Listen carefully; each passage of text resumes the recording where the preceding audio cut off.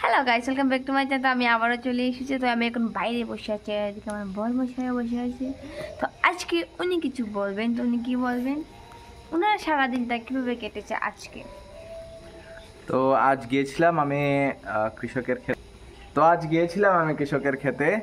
তো গিয়ে দেখলাম যে কত মানুষের কত দুঃখ কষ্ট, কারণ এখন বৃষ্টি হচ্ছে, আবার রুদ্র দিচ্ছে, যার জন্য ওনারা যেসব ফসল ফেলানোর চেষ্টা করছে ওগুলা মানে নষ্ট হয়ে যাচ্ছে।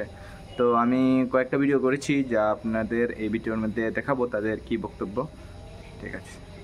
তো সামনেই তো দুর্গা পূজা, সেটা নিয়ে কিছু বলো। হ্যাঁ, দুর্গা পূজা।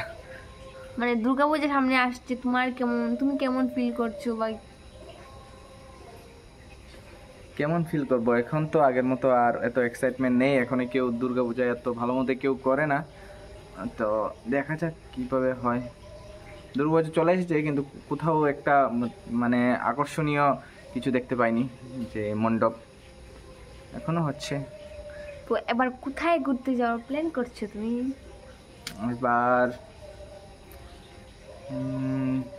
যাব, কই যাবো জানি না, দেখা যাক কোথায় যায়। কারণ গাইস আমরা এবার বেশি বেশি ঘুরবো না। আর কিছু বলবে? না, আর কিছু বলবো না। তো উনি গাইস আর কিছু বলবেন না। এদিকে আমার মুখটা এত অন্ধকার লাগছে, মানে কি বলবো, আমাকে দেখাই যাচ্ছে না। তা আমাকে কেমন লাগছে বলো। ঠিক আছে গাইস, বাই বাই, পরে ভিডিওতে দেখা হচ্ছে। বাই বাই বলে দাও। Bye bye. একটু জুড়ে বললে ওরা ওনাদের শুনতে বাই বাই। Bye bye.